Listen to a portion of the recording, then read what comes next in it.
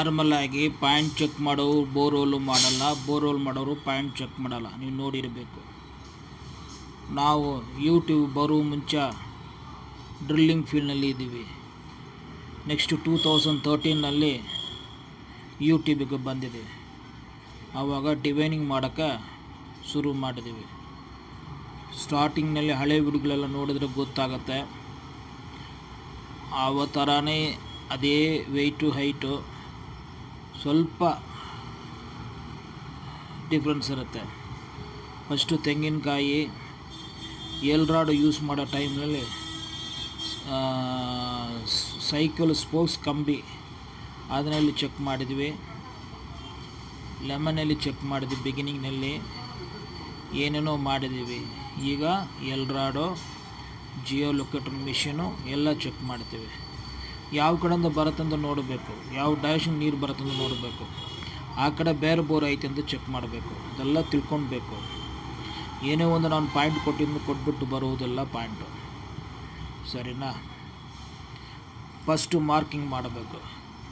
Marking ಹೆಂಗೆ ಮಾಡಬೇಕು? ಈ ಥರ ದೊಡ್ಡ ಕಂಬಿ 2 ಕಂಬಿ ಇರಬೇಕು. ಒಂದು ಕಂಬಿ ಪೂರ್ತಿಯಾಗಿ ಒಳಗಡೆ ಬಿಟ್ಬಿಡಬೇಕು. 2 ಕಂಬಿ ಇರೋದು ಪಾಯಿಂಟ್ ಮಾಡೋರ್ಗೆ ಮಾತ್ರ ಗೊತ್ತಾಗುತ್ತೆ, ಬೇರೆಯವ್ರಿಗೆ ಗೊತ್ತಾಗಲ್ಲ. ಗಾಡಿಯವರು ಸೆಟ್ಟಿಂಗ್ ಮಾಡೋ ಟೈಮ್ನಲ್ಲಿ 2 ಕಂಬಿ ಕೈನಲ್ಲಿ ಕೊಟ್ಟರೆ ಕರೆಕ್ಟ್ ಪಾಯಿಂಟ್ನಲ್ಲಿ ಮಾಡಿದ್ದಾರೆ ಅಂತ ಲೆಕ್ಕ.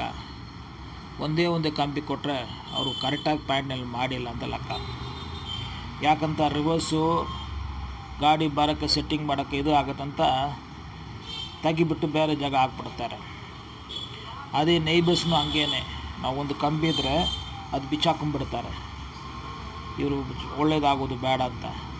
ಒಳಗಡೆ ಇರೋದು ಅವ್ರಿಗೆ ಗೊತ್ತಾಗಲ್ಲ, ಸರಿನಾ? ಬಟ್ ನಾನೇ ಡ್ರಿಲ್ಲಿಂಗ್ ಮಾಡಿದ್ರೆ ಗಾಡಿ ಡ್ರಿಲ್ ಮಾಡೋ ಮುಂಚೆ ಇನ್ನೊಂದು ಸಲ ಚೆಕ್ ಮಾಡಿ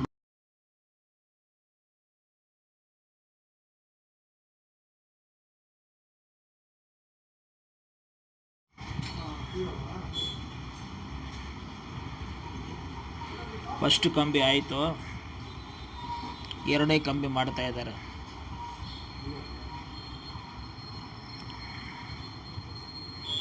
ನಿಮ್ಮ ಹೆಸರು